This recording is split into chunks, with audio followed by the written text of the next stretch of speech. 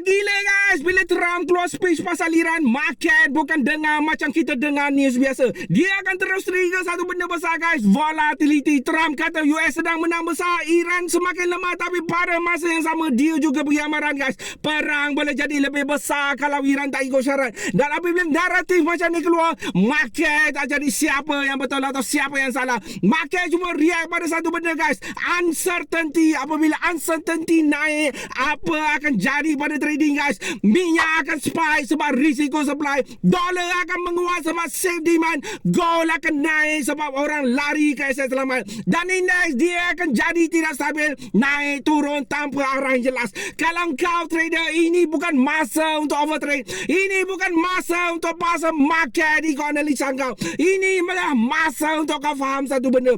Bila politician bercakap, market yang bergerak. Dan dalam keadaan macam ni, yang survive bukan trader yang paling agresif, tetapi trader yang tahu bila untuk tak masuk market.